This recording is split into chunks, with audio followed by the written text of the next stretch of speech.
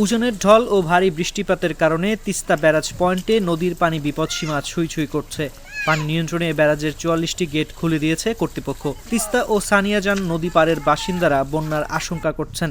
পানি বাড়ার সঙ্গে সঙ্গে তলিয়ে গেছে নিম্নাঞ্চলের ঘরবাড়ি ও রাস্তাঘাট। থেকে বন্যায় বাড়ি মনে করেন যে বাড়িতে পানি বাইর হওয়া খুব অসুবিধা। এখন কিভাবে বাইর হই? দিন থেকে পানি ঢুকছে, সেদিন থেকে খুবই কষ্ট হয়ে আছে। ঘরের ভিতরে আমার পানি, আমি এখন বান্ধের উপরে উড়ে বসে আছি। আন্দাবাড়ি সব বন্ধ, ওই চিড়ামুড়ি এনে খাইতেছি। বুধবার সকাল ৯টায় দেশের বৃহত্তম সেচ প্রকল্প তিস্তা ব্যারেজের পয়েন্টে তিস্তার পানি প্রবাহ রেকর্ড করা হয়েছে ৫১.৯২ সেন্টিমিটার, যা বিপদসীমার ২৩ সেন্টিমিটার নিচ দিয়ে প্রবাহিত হচ্ছে। এর আগে সকাল ৬টায় তিস্তা ব্যারেজের পয়েন্টে ৫১.৯৫ সেন্টিমিটার পানি ছিল, যা বিপদসীমার ২০ সেন্টিমিটার নিচ দিয়ে প্রবাহিত হয়।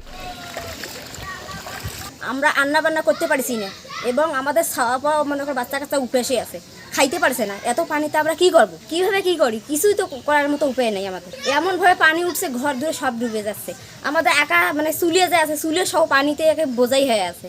তিস্তা ও সানিয়াজান নদীর পানি বেড়ে যাওয়ায় লালমনিরহাটের ৫ উপজেলার নদী তীরবর্তী নিম্নাঞ্চল ও চরের বসতবাড়ি ও রাস্তাঘাট পানির নিচে তলিয়ে গিয়ে ভোগান্তিতে পড়েছেন সাধারণ মানুষ। এতে প্রায় ৫ শতাধিক পরিবারের ঘরবাড়িতে পানি উঠে দুর্ভোগ সৃষ্টি হয়েছে।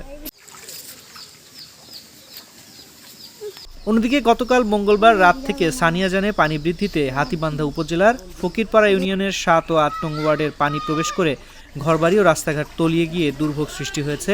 এতে প্রায় ২০০ পরিবার পানিবন্দী হয়ে পড়েছে।